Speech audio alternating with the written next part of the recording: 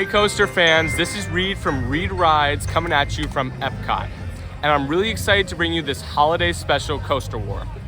To remind my followers, a Coaster War is when I put two standout coasters against each other to create one epic battle. Today, I will be pitting two of the most expensive coasters against each other. Together, they cost over $800 million. But folks, this isn't just a battle between two coasters. It's a battle between two of the biggest theme park companies, Disney and Universal. These parks are known for their incredible rides and pushing the limit when it comes to theming. And really, that's what this Coaster War is about, theming. It's about who can do more with those unimaginable budgets. It's about two Goliaths coming together. That's why I'm going to be taking you through the whole experience of the ride. Not just the ride, but also the queues and the pre-shows. We're going to start here at Epcot with Guardians of the Galaxy Cosmic Rewind.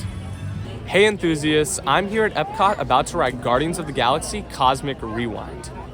When people ask me, what's the most unique coaster you've ever ridden? I reply with two answers. F.L.Y. at Fantasyland, see our last video for that, and Guardians of the Galaxy Cosmic Rewind at Epcot. Guardians uses one of the most unique ride systems ever. It uses a controlled spin to point you towards the action happening on the screens.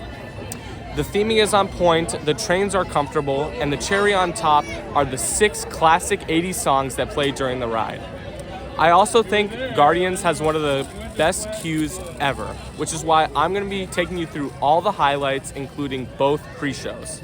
All right, I don't think I can wait any longer. Let's ride. Okay, so before we get to my thoughts on Guardians, I wanted to take you guys through the queue to get the full experience.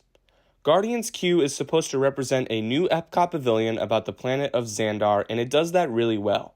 There are so many Easter eggs and lots of information about Xandar. There are even several interviews with the residents of Xandar and, of course, the Guardians of the Galaxy, which is one of my favorite parts of the queue.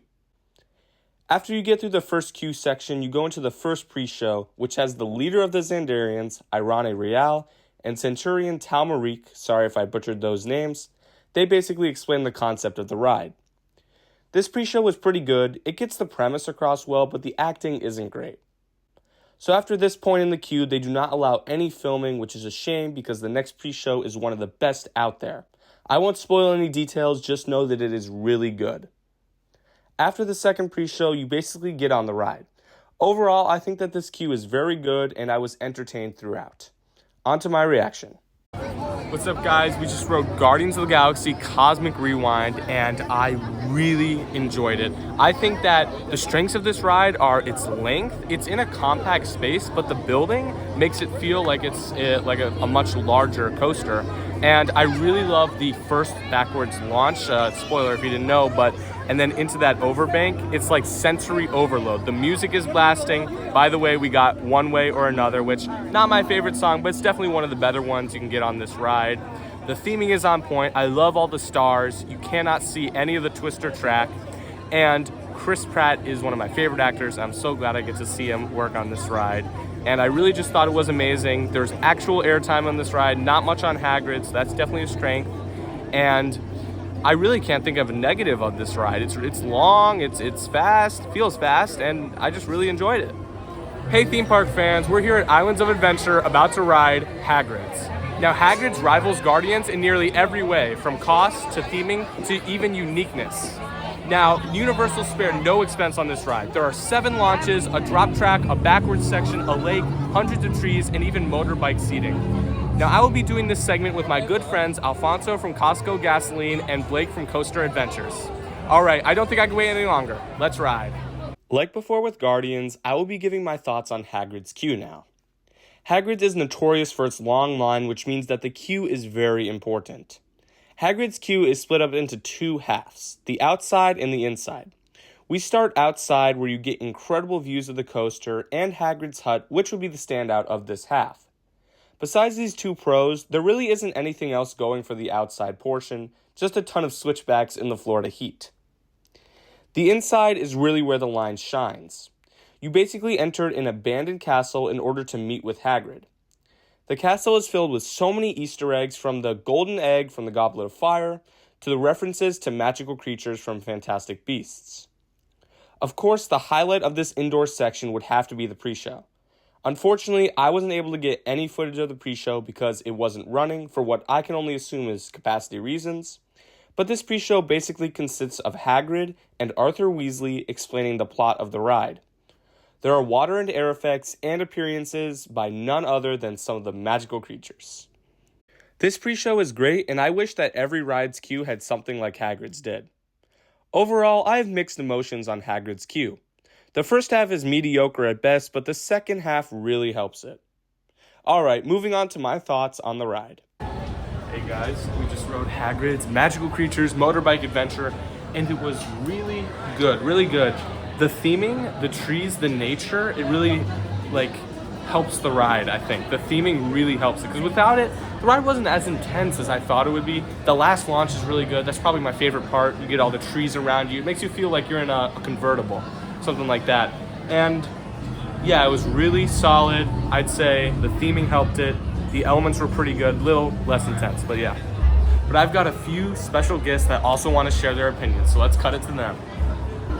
What's up, guys? There they are. Alfonso from Costco Gasoline and Blake from Coaster Adventures. Yep. Here to share their thoughts on Hagrid. So, you want to start? Honestly, if you haven't been on it, you gotta go on it. It's one of the rides you cannot miss when visiting Universal on a holiday.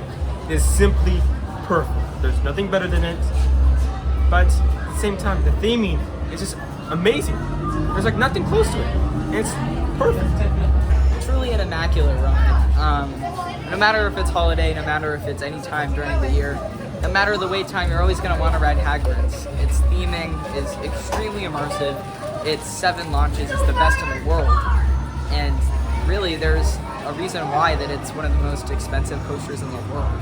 If you want to learn more stuff like this about roller coasters, make sure to visit Coaster Adventures. I also include a lot of videos with these guys. And this is my good friend. He needs no introduction. Avi, he's here to give his thoughts too. What's up, Breed Rides fans? My name's Avi, and if I'm being honest, I don't like roller coasters, but Hagrid's has changed my mind on that. It's completely immersive, the theming is amazing, and the intensity is just right, for where people who hate roller coasters like me can still handle it and enjoy it. Before we get to the finale, I want to point out a major strength of both of these rides. They can be enjoyed by the whole family. So here are some thoughts from our younger audiences. Me and Dean were front row. How'd it go, guys? Hi there, my name is Reed Rides, and it was great. It was unique. It was horrible.